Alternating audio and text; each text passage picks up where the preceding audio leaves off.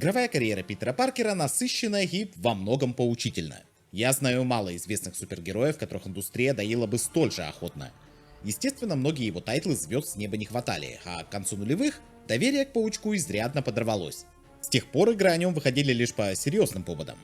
Однако дичи он нахлебался, и сделать нового Спайди, ни разу не повторившись, стало той еще задачкой.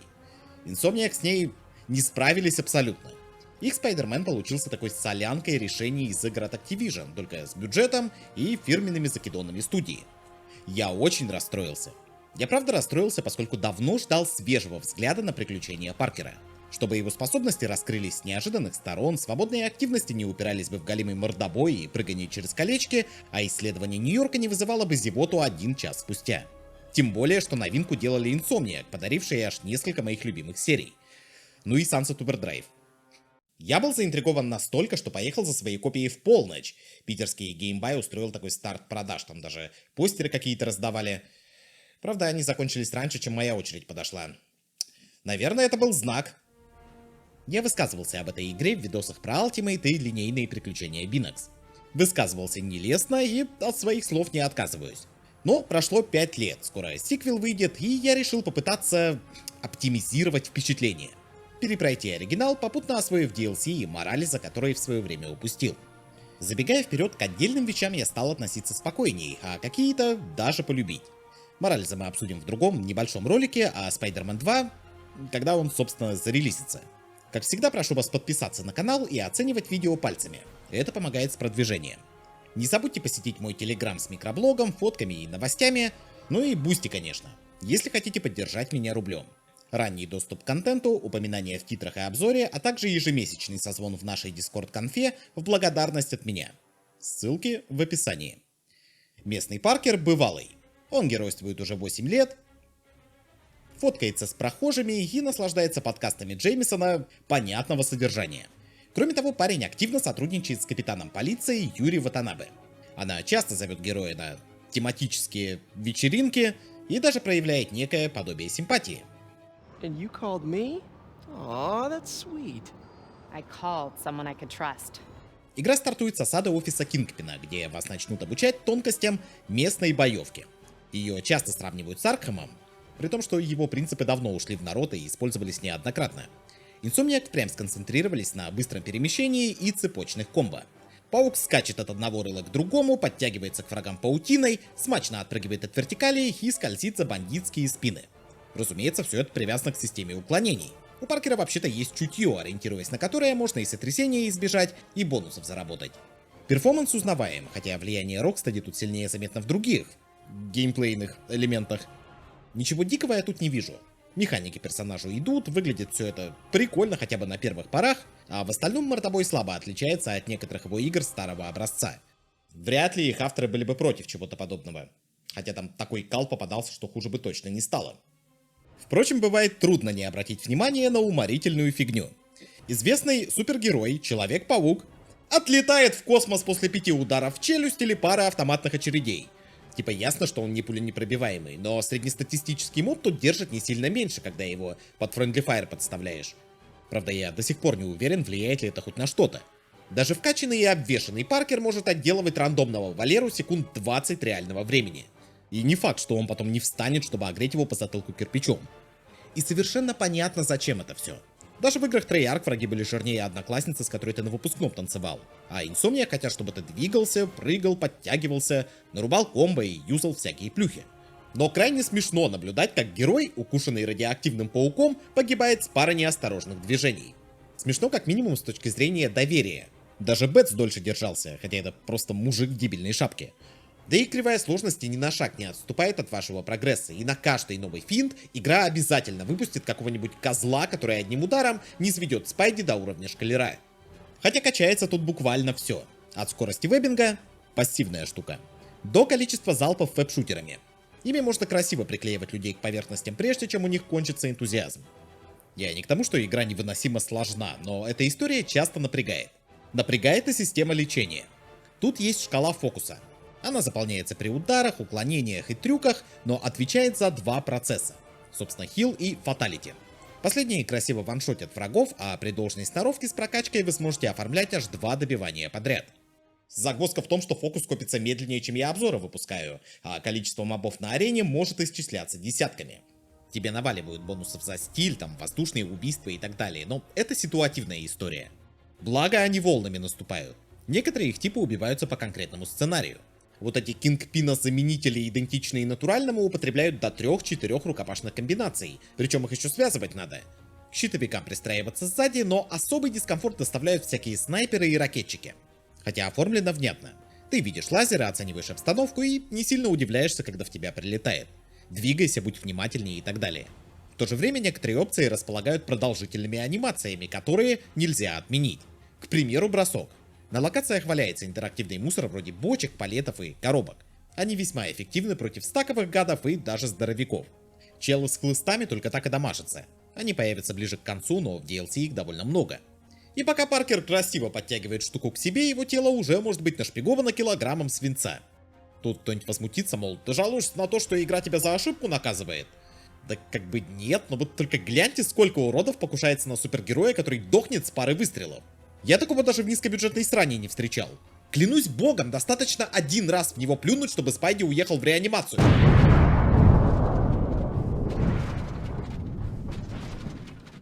Здесь очень спасают гаджеты.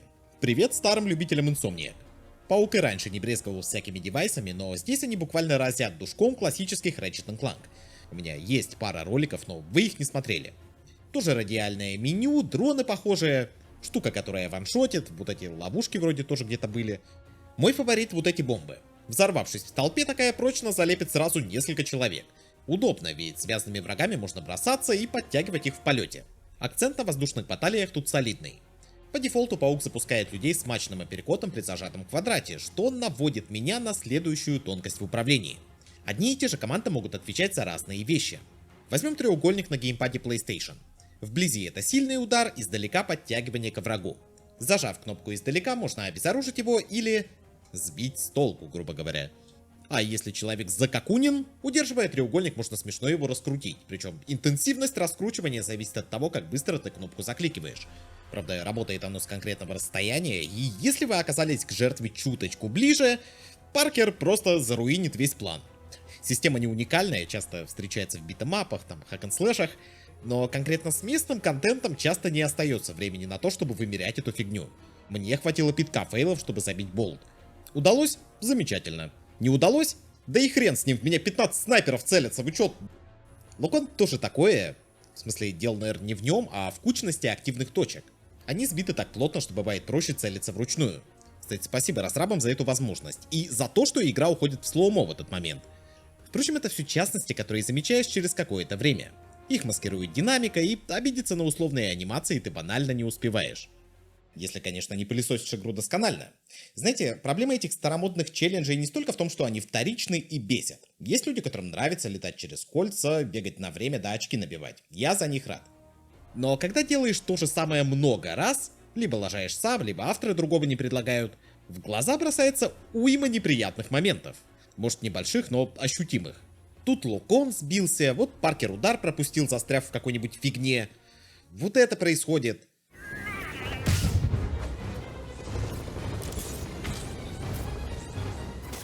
Фурункул лопается, заливая гноем все хорошее, что ты здесь нашел. Показательно, что такие активности вышли из моды еще лет 10 назад. Нынче они тоже встречаются, но в массе своей уступили статичным головоломкам и сайд-квестам, которые не кипятят мозг. С пауком немного сложнее по 3 причинам. Во-первых, это говно приросло к персонажу как опухоль в форме Микки Мауса. Вы вряд ли найдете игру в открытом мире с его участием, которая не предложила бы заняться чем-то подобным. Во-вторых, это Insomniac. Я рассказывал, какой фигней они раньше страдали, и в сравнении с ней Spider-Man даже держит себя в руках. Местные челленджи довольно просты, хотя местами и вымораживают. Я прошел все, как в большой игре, так и в DLC. Только вот эту гонку на золото не освоил, да и то потому, что обзор задержал. Но все это прямо или косвенно с историей связано, так что сперва про нее. А в истории Питера Паркера много... Питера Паркера, вот это да. Ну да ладно. Концентрация бытовой драмы даже в комиксах часто зашкаливала, а тут он хотя бы не сильно гундит. Его есть кому подменить. Личная жизнь парня столь же насыщена, как геройская. Ему 23, он живет на съемной хате и работает с Отто Октавиусом над высокотехнологичными протезами. Даже не знаю, что может пойти не так. Не забывай ты о любимой тетушке. Мэй батрачит благотворительной организации Фист, надеюсь, ей платят больше 300 баксов, которую возглавляет радушный и всячески приятный мужчина Мартин Ли. Женщину он ценит, да и с Питером на короткой ноге. В центр он вложил всего себя и преуспел. Люди о Фист наслышанные и не стесняются обращаться, когда жизнь идет под откос. Если вы, как и я, не читаете супергероику, там, по разным причинам, могли этого персонажа упустить. И, наверное, даже удивиться тому, что он является мистером Негативом. Злодей относительно свежий. Он дебютировал в первом выпуске The Amazing Spider-Man 2007 года, приуроченном ко дню бесплатных комиксов. Мартин был жертвой экспериментов, распополамивших его сущность на позитивную и негативную. С одной стороны, он филантроп, жаждущий помогать людям, а с другой — авторитет, командующий демонами. Бандой китайцев с промытыми мозгами. Они-то и попробуют захватить криминальную сеть города, пока ее истинный батя пытается уместить свою задницу на тюремных нарах. Никто не въезжает, что происходит. Иностранцы появились внезапно, кастуют какую-то срань. На этническую принадлежность головорезов намекают и вот эти маски. С одной из таких Питер пойдет к Мартину, но не потому, что он азиат. Просто так получилось, что именно у него есть степень искусствоведа или типа того. Не удивлюсь, если он ходил на кулинарные курсы, чтобы освоить кисло-сладкий соус. Негатив изрядно тут начудит, хотя истинным корнем зла Insomniac сделали нового мэра Нью-Йорка Нормана Осборна. Конечно, Норман никогда не был совсем уж хорошим парнем, но здесь он выглядит и ведет себя как главная трагедия штатов 2018-го. С одной стороны, он бизнесмен и меценат, но с другой — популист и подлец, отравляющий жизнь как своим оппонентам, так и друзьям. Чем он насолил Мартину, мы выясним позже, а вот его конфликт с Отто игра сосетапит уже в первые часы. Видимо, чтобы люди не дропнули все это прежде, чем начнется интересное. Местный Октавиус очень похож на вариацию Сэма Рэйми. Добрый, порядочный ученый, которому сильно не везет. Здесь ему не везет по жизни. Сперва его друг и коллега, с которым он основал Оскорб, между прочим, отрезает его от финансов, а позже оказывается, что у талантливого инженера есть особенность. Паркер буквально ему нужен за тем, чтобы фиксить игрушки, которые постоянно горят, ломаются, он сам их ломает. А тот и не против. Он до того восхищен гением наставника, что готов сутками ковыряться в мини-игре формата водопроводчик. Она часто всплывает по ходу кампании, да и в свободное время можно в лаборатории опыта пофармить. Тот год воистину был богат на странные головоломки. Хотя судоку из Mass Effect Andromeda никто так и не переплюнул. И я не против водопроводчика в целом, это милый классический пазл. Но для чего это здесь в таком количестве? Когда Отто появляется на экране, будьте готовы, что вас обязательно заставят сыграть пару партеек. Видимо, так авторы иллюстрируют прогрессирующее заболевание нервной системы, которым он, как выяснится, страдает. При этом как-то собирая другую аппаратуру, рисуя схемы и так далее. Вообще, забежал далеко вперед, его арка прорастет лишь к последней третьей игры. Самое интересное из ранних сцен с ним это та, где мужик застает Паркера с костюмом, который тот латал на работе. Благо Отто не позаботился воткнуть туда камеры или типа того. Он тут же решит, что парень подрабатывает супергеройской швеей и даже подсобит нарядом, ставшим лицом всей игры. Не знаю, он вроде прикольный, но вот эта белая клякса смотрится так, будто ученый обильно кончил ему на грудак. Впрочем, здесь можно открыть тонну всяких шмоток, так что к этому образу вас никто не привязывает. С ними, кстати, прикольно, поскольку многие располагают уникальными режимами берсерка. Активируются нажатием в стике. Можно нанести дамаг по площади, ускорить накопление фокуса, замедлить мобов или расчехлить вот эти лапки, например. Круто и то, что большинство опций не фиксируются на конкретных скинах. Вы вольны ставить что угодно, куда угодно. Прямо как перки, под которые аж 3 слота выделены.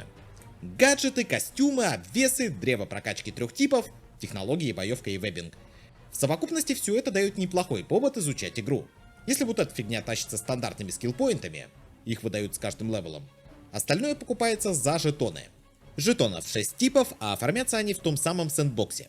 Это исследование, охота за бандитами, зачистка вражеских баз и так далее. И вот тут я разрываюсь на самом деле, потому что, давайте признаем, не всякий игрок захочет всем этим заниматься. С другой стороны, одним из признаков хорошего геймдизайна я нахожу прочную связь контента с прогрессом, когда некий элемент игры, будь то сайд-квест или коллектиблс, прямо или косвенно влияет на ее геймплей в будущем. Вы трудитесь, получаете экспо или приемы какие-нибудь там, оружие. Я говорил об этом в ролике о Sonic Frontiers, чья экономика буквально нивелировалась рыбалкой. Игра настолько не воспринимала себя всерьез, что Sonic Team могли с тем же успехом врубать кат-сцены после каждого улова. А Spider-Man нет, практически все здесь имеет смысл, помогает развивать персонажа и открывать контент. Вопрос только в том, как быстро вам это надоест. Не обошлось без заданий формата «Собери 700 коровьих анусов». Где-то в начале Паркер найдет свой школьный рюкзак, приклеенный к верхотуре. утрет ностальгическую слезу и заявит, что неплохо бы забрать остальные, коих в Манхэттене спрятано более 50 штук. Хотел бы я посмотреть на лицо Мэй, когда племяш опять вернулся домой без вещей. Oh, you are so much like Ben. You are so much like Ben. За портфели дают особые жетоны, они как отдельный сорт развлечения выступают. Вариации этой фигни будут и в DLC, но тут надо отметить, что ряд активностей обрамлен небольшими историями. Порой они даже сюжету помогают. Взять научные миссии. Ранее игра упомянет, что Гарри Осборн уехал в Европу. Учиться там, бухать или типа того. Паркер часто о нем говорит и с удовольствием поможет другу, обнаружив модуль Оскорб. Мать Гарри, Эмили, была ярой защитницей окружающей среды, и тот как бы продолжил ее дело. Распихал по крышам эти коробки, долго в них ковырялся, пока не уехал за рубеж. Норман сына, конечно, любит, но тратить столько денег не готов. Вот Питеру и придется довести эксперименты до ума, пока грязная капиталистическая свинья не прикрыла лавочку, в которую сама, собственно, и вложилась. Norman never listens to Harry. Even tried to kill funding for his research stations. Hey, one of those stations is nearby. В паре со Спайди вы возьмете образцы ядовитых выбросов, вылечите прокаженных голубей, рыбу. Короче, отработаете норматив по старомодным челленджам, которые все так любят. Чего-то нового я тут не скажу, но меня искренне забавляет, как Гарри свалил все это на кореша, явно осознавая риск подцепить какую-нибудь дрянь. Хотя он вряд ли предполагал, что Паркер считает себя настолько бессмертным. Feels like I'm breathing from a tailpipe. Похоже, теперь Мэри Джейн следует опасаться не только радиоактивной спермы. Позже окажется, что Гарри давно не выходит на связь. Дружбан не пришлет смс-ку даже когда его, то есть наши, исследования так и получат финансирование. А его судьба, между прочим, является предпосылкой вообще ко всему, что тут происходит. Ну и к сиквелу, да. Уважаю такой подход, хотя бессмысленной дичи тоже хватает. Те же задания Таскмастера. Мудила наберет пауку в ухо и станет угрожать убийством заложников, терактами и так далее. Пару раз даже склеснется с ним лично, чтобы предложить работу и мирно свалить, услышав отказ. В Твиттере соя бы протекла от таких офферов. Мастер-класс по сэндбоксам. Как добавить туда больше мордобоя? Да просто вводить новые фракции, пока всех не затошнит. Они будут делать то же, что и предыдущие, но немножко иначе. Конкретно здесь гадить на улицах Манхэттена и держать базы. В первом случае миссии разнятся от погонь за машинами до предотвращения краж и спасения граждан. Группировкам положено по 5 челленджей на район, а генерируются они рандомно. Надо буквально бегать со сканером по окрестностям, дожидаясь, когда иконка всплывет. Что все равно не так бесит, как эти сюжетные переменки. Игра просто останавливается, предлагая заняться сторонней фигней. И я бы ей занимался, если бы сразу не делал ее нахрапом. История никак это не ограничивает. Вы свободно можете прервать основной квест ради песочницы. Однако Insomniac все равно заставляют игрока слоняться по городу, пока ему не перезвонят. Обычно перезванивают минут через 5. В такие моменты я просто клал геймпад и шел курить. Дети, пожалуйста, не курите. Токенов наваливают и за вот эти ачивки. Они есть как в полях, так и на базах. Это задание по типу «выполни прием столько-то раз» и помогают лучше понять функционал. Типа ясно, что это анонизм, но лично мне было лень разбираться с очередной фигней, пока разрабы награду не предложили. Кто-нибудь меня сейчас слушает и такой: да блин, не хочу я тратить на все это время, какого черта? Прекрасно понимаю таких людей, но побуду адвокатом дьявола. Во-первых, это несложно. Во-вторых, по большей части контент того стоит. Ну и в-третьих, жетонов тут больше, чем надо. Условно, на золото Таскмастера можно забить. Хватит посредственных результатов, чтобы обвешать паука как новогоднюю елку. Я это сделал часа за 3 до финала, так еще успел пару уровней сверху набрать. Игра продолжает качать пассивки, но цифры настолько смешные, что лучше бы не. Возникает вопрос, а надо ли оно вообще? Да хрен его знает. Я проходил паука на релизе еще со старым актером, там, даже стримил, и с открытым миром не запаривался. Большой разницы не припомню. Вроде какие-то гаджеты с коллектиблсами не открыл, но тогда не сильно хотелось. Мои главные проблемы с этим сегодня в принципе аналогичны проблемам с другими сэндбоксами. Это занудство и репетативность. Insomniac, конечно, спасибо за то, что они потрудились навалить сюда много чего. Но когда под финал открывается еще больше баз и преступлений, гейм-директора хочется придушить. У игры их 4 штуки, никто не заметит.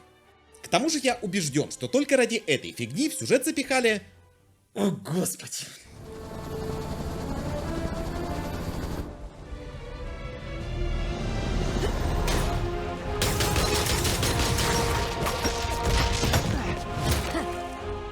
Серьезно, кому нравится этот персонаж?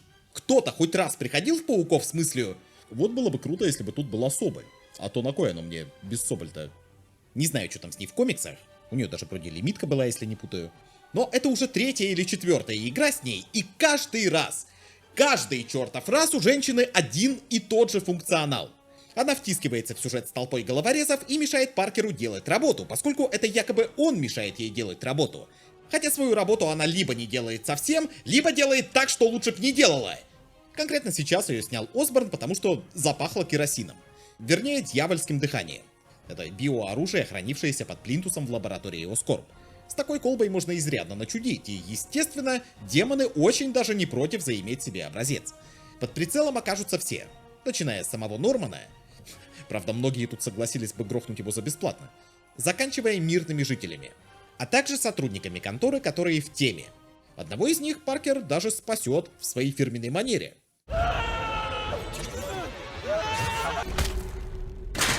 Да ладно, он уже натренировался за столько лет. Люди Соболь попробуют взять ситуацию под контроль, но в результате станут одной из 4 вражеских фракций с базами и беспределом. Выделяются техническим оснащением. Они водят броневики с ракетницами, юзают джетпаки, пушки модные.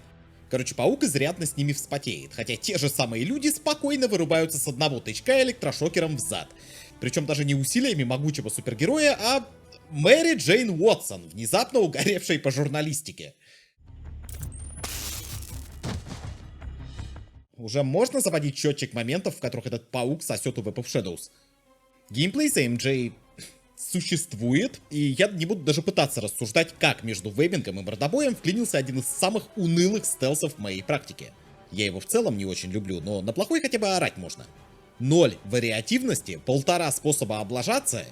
Тут, правда, есть эта фигня с коробками и стеклом, на которые нельзя наступать. Но за игрой я вспомнил о нем только один раз, причем в той же миссии, где мне про него сказали.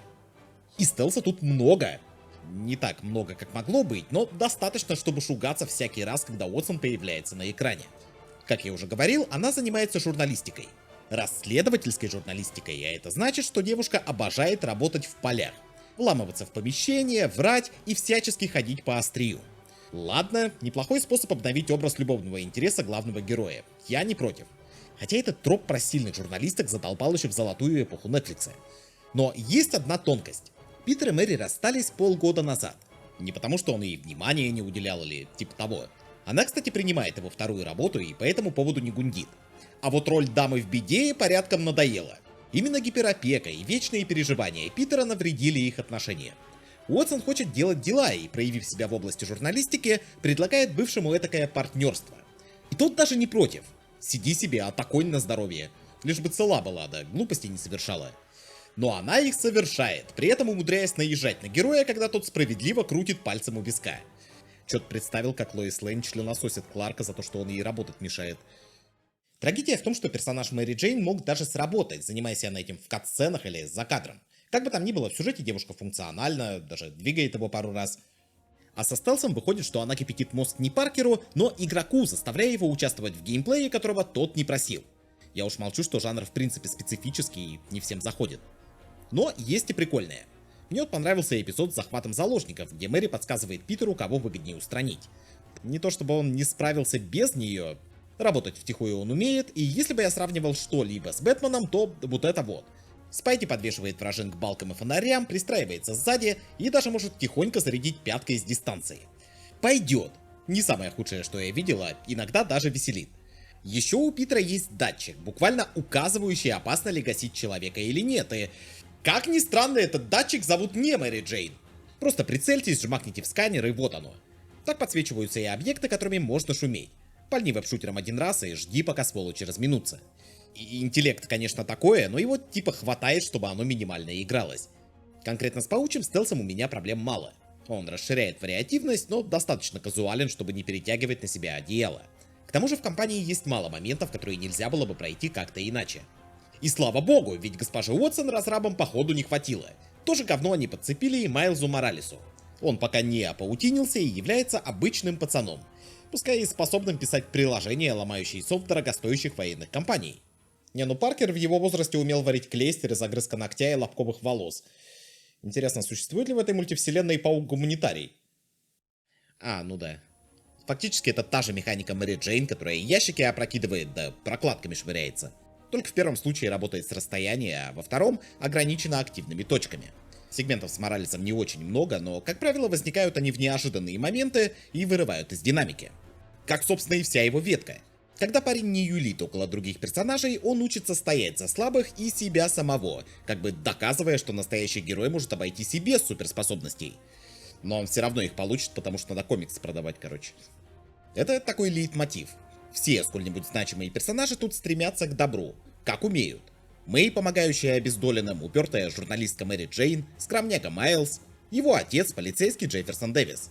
Он буквально спасет паука и героически погибнет на собственной церемонии награждения. Сторонние миссии часто рассказывают о простых, но благородных гражданских, и тут нет ничего нового. В комиксах это было, в фильмах это было и закономерно перетекло сюда. Мартин и Отто, в общем, тоже являются хорошими людьми, которым не повезло. Киношники очень чистили с этим тропом. Даже Кингпин был прав, когда говорил, что без него в криминальном мире начнется лютый бардак. Ну, от реальных масштабов он поди и сам охренел. Увы, этого здесь так много, что арка негатива напоминает сезон какого-то шоу. И в рамках шоу оно бы, наверное, смотрелось неплохо, но в игре про Человека-паука банально отвлекает. Вот Питер спорит с МД, тетя Мэй таскает коробки, Отто возится в гараже, водопроводчик, мать его, мини-игры со смешиванием реактивов для детей до 1,5 лет. Вы буквально потратите минут 20 на то, чтобы найти мусоровоз с вещами Паркера, который выбросил его арендодатель. О реалистичности судить не берусь, но вроде я что-то такое слышал. И сильнее всего меня бесит, что с таким подходом Insomniac упустили ветку мистера Дитковича. У вас совесть есть вообще? Причем замут с Мартином. Диалоги Фист, попытки вычислить главу демонов, его пафосные речи. Все это резко уходит на 17-й план, когда за дело берется реально клевый персонаж. Отто одержим Осборном. Он мечтает превратить его жизнь в ад и где-то за час игрового времени успевает спровоцировать бунт в тюрьме Рафт, травануть дыханием половину Манхэттена и собрать зловещую шестерку с участием Рина, Стервятника, Электро, Скорпиона и того самого негатива. Да, то есть злодей, в которого мы убили часов 8 компании, по итогу стал рядовым членом Капустника. С тем же успехом это время можно было уделить арке Рина, который пытается погадить, не испачкав броню. Причем я не понял, когда он успел. Там вроде бы есть окно между посадкой Ли и побегом, но сценарий его не обозначает. Это выглядит так, словно Отто медленно ехал головой в течение игры, а потом просто взял и начудил. В его логове Питер вникнет в восьминожий план и даже послушает удивительные истории о том, как Октавиус вербовал подельников. Например, нашел способ снять костюм с того же Рина. Авторы отметят, что даже правительству не удалось это сделать за столько лет. Otto developed a corrosive to free Rhino from his suit. A certain government agency spent years trying and failing to do that. Only took Otto a few days. А еще он замутил лекарство от рака, которым болеет Эдриан Тумс. И это я назвал только 2 коллег из 5, а ему еще надо было схему придумать, объяснить ее там и так далее. Допускаю, что это нейроинтерфейс его так бустанул. С такой стимуляцией и прокачанной моторикой Октавиус, наверное, мог заниматься несколькими вещами сразу, а за основу лекарства для Тумса взять тот же Devil's Breath, который вообще-то лекарством изначально и разрабатывался. It could cure any genetic disease. Cystic fibrosis, Huntington's. This is crazy. Где-то в 80-х Норман Осборн экспериментировал с веществом, которое исправляло бы косяки в человеческом организме. Аутоиммунные и генетические заболевания в частности. Цель благородная, однако процесс шел как-то не очень. Эталонный не очень случился, когда Норман вкатил препарат маленькому китайскому мальчику. Ну вы поняли. Ученый, впрочем, не сдавался. Его жена тогда уже страдала нейродегенеративным заболеванием, причем наследственным. Супругу Осборн не спас, а теперь на кону стоит жизнь его сына, испытывающего аналогичные симптомы. Так поездка Гарри в Европу оказалась поездкой в батин шкаф. Теперь он маринуется в какой-то банке, дожидаясь, когда Норман допилит препарат. А вскроется это в сегменте за Мэри Джейн, когда та вломится в их пентхаус. What? This can't be for Harry, can it? Why didn't you tell us you were sick? А как долго они не виделись? В дневнике Гарри писал, что намеренно избегал ребят, но эта зараза прогрессировала так быстро, что никто не заподозрил. Даже наш умный, любознательный ученый Питер Паркер, который вообще-то с Осборнами дружил, в одной из научных миссий он даже вспоминает, как проводил время с Гарри и его матерью. Он вообще знал истинную причину ее смерти? Наследственное заболевание, которое может передаться его корешу? Или Гарри скрыл от него даже это? Наверное, да, учитывая, как искренне тот удивился, когда узнал. It's It's all so much to take in.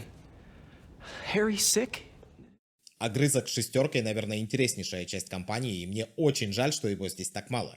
История Мартина любопытна, но оригин того же Отто рядом с ней смотрится рвано. Не говоря о прочих злодеях, которые просто появляются. О них там упоминают Юри, да Джеймисон в своем подкасте. Но по игре мы в основном пересекаемся с рандомными челами вроде Тумстоуна и Шокера, погоня за которым отдает каким-нибудь Алтимейт и повторяется несколько раз с другими злыднями. С шестерками же обошлись расточительно. К Скорпиону довольно впечатляющий момент подвязали, но в остальном на них стрина всем плевать. То ли персонажи такие, то ли авторы испугались, что им не хватит места для тети Мэй, Соболи и другой ереси. Кстати, сайд-квесты сосуд. Тут есть эта цепочка душных заданий, где надо вычислить местонахождение людей по фотографиям. Часом ранее негатив произвел фурор на хэллоуиновской вечеринке, где Паркер, кстати, схлестнулся со своим злейшим врагом. Рандомным качком в носорожьем костюме.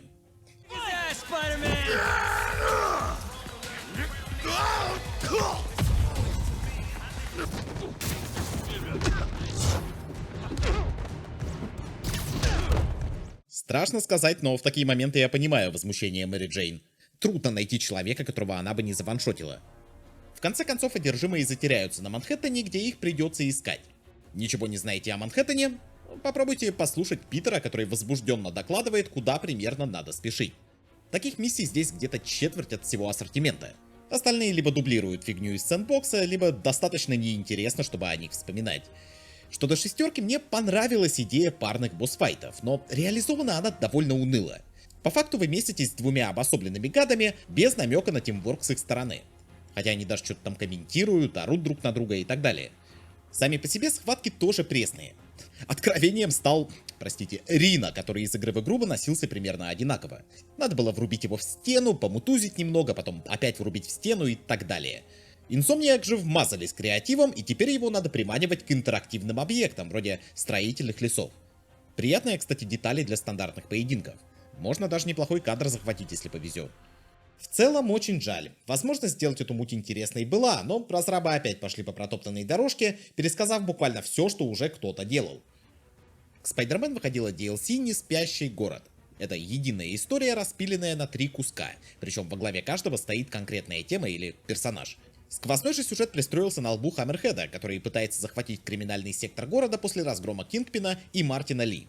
В самом начале Спайди приглашает нас в музей, окультуриться и проследить за вот этой картиной. Ранее она хранилась в одной из мафиозных семей, а теперь экспонируется здесь. МJ это дело расследует и считает, что бандиты намерены выкрасть полотно взад. В ходе облавы выяснится, что на него покусилась и черная кошка, которую многие ждали еще в основной игре. Там она выдала квест про коллекционирование кисок, но лицом так и не показалась. И Фелиция тут весьма хороша на мой вкус. Остается все такой же соблазнительной и беспринципной. Паркер, очевидно, ведется и пытается вразумить бывшую, которая типа такая... И когда мне уже показалось, что я завязал, они затащили меня обратно. На сей раз искусство ее впрямь не интересует. Интересуют ее вот эти флешки, которые девушке якобы заказал Хаммерхед. Штука в том, что Нью-Йорк держат 5 кланов, включая его собственный. Вместе они формируют конгломерат Мажия и имеют общак. Флешки открывают доступ к активам конкретной семьи, и Хаммерхед намерен их собрать. Так он нанимает Фелицию и берет в заложники ее маленького сына, чтоб не рыпалась. Питер, конечно, спешит ей на помощь, терзаясь вопросом: а не он ли папаша?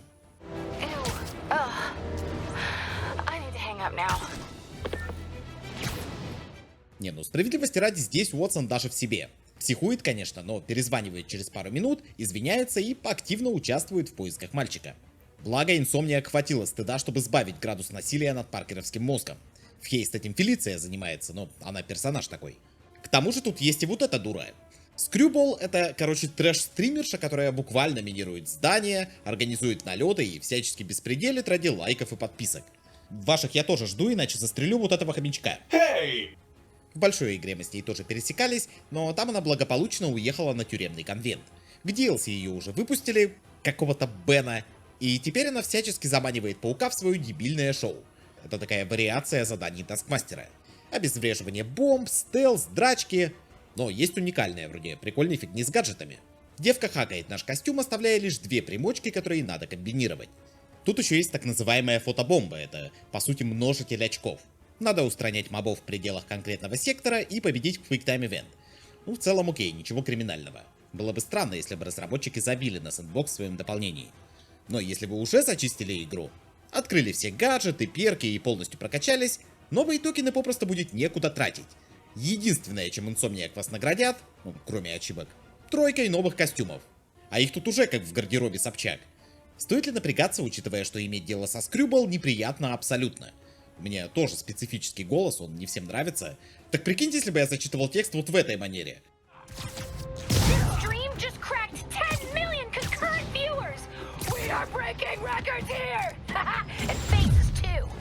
В какой-то момент с Питером свяжется рандомный коп. Мужчине 3 дня до пенсии, однако его много лет беспокоит висяк с делом черного кота. Да нет, блин. Речь о бате Фелиции, воре старой школы, который трагически погиб в рафте во время недавнего бунта. Дед нашел способ вычислить местонахождение картин, которые тот когда-то наворовал, и просит героя помочь их вернуть. Думаю, не надо пояснять, чем все закончилось, однако в процессе мы узнаем много интересного о семье Харди и Фелиции в частности. История кошки, при всей филлерности, понравилась мне больше многого из основной игры. Рядом с воровкой паук держится как-то естественно, что ли. Разрабы даже воткнули сюда пару компанейских стелс-секций. Они похожи на ту, что с Мэри Джейн, только смысла больше, да и в логику их отношений встраиваются. К тому же делают ожидаемый плот-твист немножко больнее. Никакого сына у нее, естественно, нет. Фелиция опять натянула бывшего, который повелся как сраный додик и уже был готов взять микрозайм под элементы. Но мадам на гроши не разменивается и, провернув финальную махинацию, пафосно удаляется.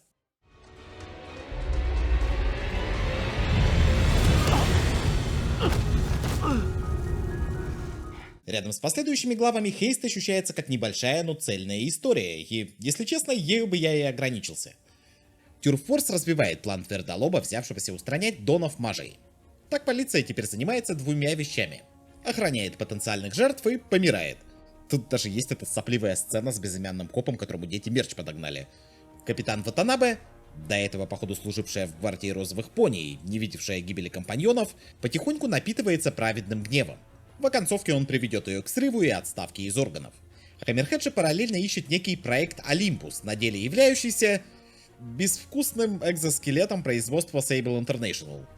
Народ, а вам не кажется, что примерно четверть всей дичи в игре случилась чисто из-за этих ребят? Ну типа ладно, они ученых защищали, там Осборна с капсулой и так далее. Но как только вирус вырвался на свободу, они выползли на улицы Манхэттена, устроили мокруху, замутили буквальный гулаг для митингующих. Не вижу ничего нереалистичного. И вели себя не лучше рафтовских зэков. В это же время Соболь компостировала пауку мозг, чтобы в оконцовке принять его помощь и даже спасти парню жизнь. Без Саблиновой Питер бы даже не успел проститься с тетей Мэй, погибавшей от заразы. Пугающий тренд последних лет. И типа ладно, все друг друга поняли, никто не остался в обиде. Под конец она даже позвонит Паркеру и заявит, что ей надо найти себя. Ну, знаете, расслабиться, там, заняться чем-то другим, на пилатес сходить. Нормально, всем бывает полезно немного отвлечься и выдохнуть. Выгорание штука мерзкая. Она буквально оставила в городе все свое оружие и технику. I think I'm actually gonna miss you and your death troopers. Unfortunately, my agents will stay. Though I question our work, they do not. And Osborn continues to pay. I am sorry. Я уж не знаю в каком количестве, но, видимо, достаточным, чтобы люди Хаммерхеда контейнерами вывозили это говно. Отсюда возникли новые типы врагов, и я просто не могу уже. Речь об этих идиотах с джетпаками и щитами. Они мало того, что влетают в нас пачками, так еще и оставляют шлейф, на который нельзя наступать. А в невозможную степень все это ублюдство возводится благодаря этим бугаям с миниганами, отправляющими гимнаста в ад с 2 коротких очередей. Очень хотел пожелать геморроя тому, кто это придумал, но у меня он вылез раньше. Вишенкой на этой каловой куче стал 3-й эпизод, где Соболь прилетает на своем Enterprise Mini, чтобы лично все разрулить. Она мало того, что устроит в городе очередной трэш, снова начнет драться с Паркером, обвинив его в том, что он не доглядел и вообще работает на Хаммерхеда. You are supposed to be the protector of this city. And yet you have allowed this hammerhead to steal all of my weapons and supplies. I didn't allow anything. I'm trying to stop him from stealing your stuff. Then you are failing. Badly. Oh, that hurts. But you're not wrong. Who knows? Perhaps you are secretly working with me. Wow, now I'm insulted. У нее там кнопка рестарт вместо клитора, что ли? Это вот все тот же уровень Скорпиона из старых Mortal Kombat, который вроде обкашлял вопросики с Сабзиро, там, простил его, но уже в следующей части продолжил бегать за ним по тем же причинам. Может, я что-то упускаю, но серьезно, гиканы. В Пауках у Соболь хоть раз была функция, отличная от безмозглого шлагбаума? Она же как уроборос-капрофил. Срет себе в рот и переваривает, чтобы повторить процедуру. Готов поклясться, что в сиквеле ей кто-то промоет мозги, и Питеру придется вразумлять ее уже в 3-й раз. Хотя он там сам под симбиотом ходит, так что, скорее всего, будет наоборот. Свежий взгляд, чё. 3-й эпизод — это в принципе цирк. Бывает, читаешь лимитку, все отлично, но выпуску к 6-му сценарист уходит в разнос, и у тебя жопа горит. Вот здесь то же самое. И дело не в том, что мы часа 2 носимся от Соболь и за Соболь, чтобы в результате помириться. Опять. Сука. Этот твердолоб.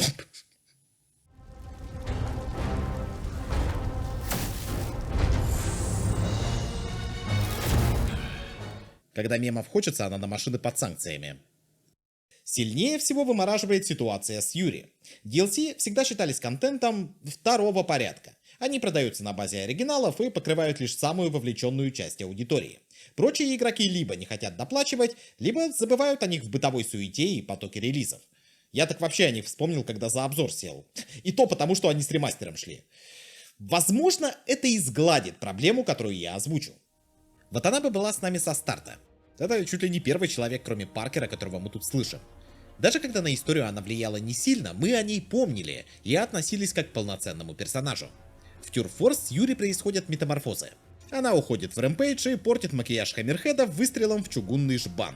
Капитана отстраняют, и далее она упоминается лишь в диалогах Питера и Мэри Джейн, пока игра не откроет очередной челлендж по типу рюкзаков и картин. Здесь надо искать записи разговоров некоего Уркагана с психотерапевтом. Сперва это кажется исповедью рандомного киллера, однако затем он попросит выдать ему Ватанабе, которую этот же доктор лечит. Еще позже вскроется, что он уже работает под прикрытием на нее. Капитан нифига не успокоилась и намерена мстить. Как именно она мстит, вы узнаете в финале этой цепочки. А штука в том, что в комиксах Юри известна как антигероиня-призрак. Там она тоже разочаровалась в системе и разгребает навоз своими методами. Такой безглютеновый панишер в юбке, если угодно. Так что если женщина и появится в сиквеле, то в совсем ином амплуа, и мне вот интересно. А почему это в DLC? Причем не просто в DLC, а в третьесортном челлендже, за который возьмется, дай бог, процентов 40 игроков. Это при том, что сами дополнения пройдет примерно та же доля, но от аудитории оригинала. У гик-блогеров прибавится работенки этой осенью, определенно. Я тут немного сказал о Моралесе. В сюжете его ровно столько, чтобы люди запомнили, что он там был. Паркер устраивает его в фист, дабы парень выдохнул после смерти отца, параллельно внушая ему немного самоуверенности. Уже в образе супергероя, само собой. К слову, паук цапнет его именно в кормежке, но самое уморительное здесь то, как он там оказался. А принесла его Мэри Джейн, прямо из пентхауса Нормана. Причем игра даже обозначит, что животина каталась на рыжей какое-то время, видимо предвкушая возможность полакомиться кем-то другим. Как-то вот начихал мохнатый на ее амбиции, а она так хотела быть полезной.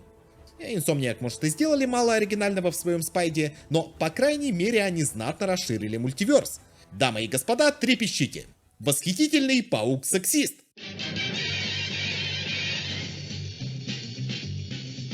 Он паук и сексист, юркий антифеминист. 8 лап, жопу баб, его батя Дональд Трамп. Вот он, наш паук-сексист.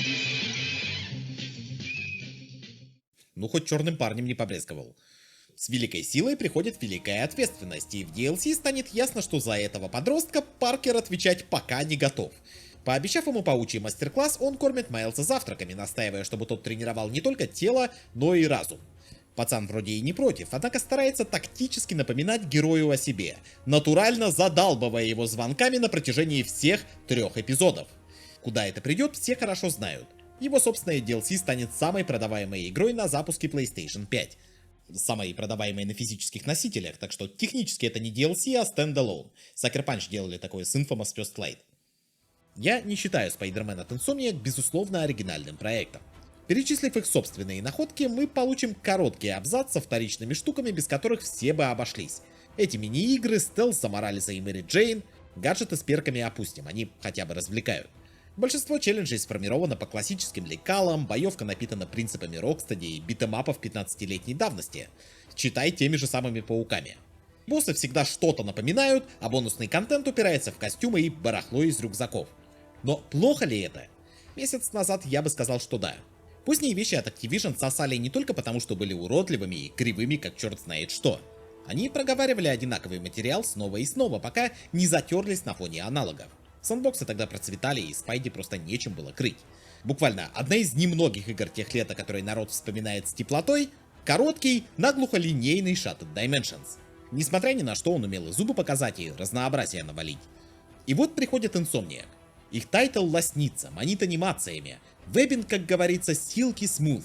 Драться вроде бы весело, да и сюжет не самый паршивый. Он будто склеен из рандомных кусков, но запоминающихся моментов там хватает. Это качественный блокбастер, который выигрывает по 3 причинам. Во-первых, это Ghost Sony. Игра хотя бы не ломается. Во-вторых, это Человек-паук по ГОСТу Sony. И в-третьих, а конкурентов-то нет. Персонаж популярен, а в 2018-м эту популярность стимулировала КВМ. Ковыряться в его барахле захочет не каждый, а культовые вещи можно легально достать только на барахолках да аукционах. Activision лицензии не продлили. Но если бы и продлили, что бы это изменило? Давайте признаем, у многих вышел срок годности. Их можно любить, ими можно наслаждаться, ставить в пример и все такое. Но попробуйте загнать туда среднестатистического Петю 10 лет, так он вас в жопу пошлет и пойдет зырить Сумочкина, например. Максимум в Амейзингов поиграет, да в Web of Shadows. Insomniac выполнили программу минимум. Причесали старуху, намазали лицо тональником и записали на ЛФК. Теперь она выглядит посвежевшей и обращает на себя внимание. Но вы правда считаете, что вот эта древняя формула единственно верная для Человека-паука? Что игру невозможно перевернуть, предложив нечто, о чем никто не задумывался? Я так не думаю, был бы запрос. Но, судя по трейлерам сиквела, запрос пока стандартен. Больше, громче и чтоб симбиот был. Окей, я не против. Но оглядываясь назад, опасаюсь, что эти идеи будут актуальны всегда.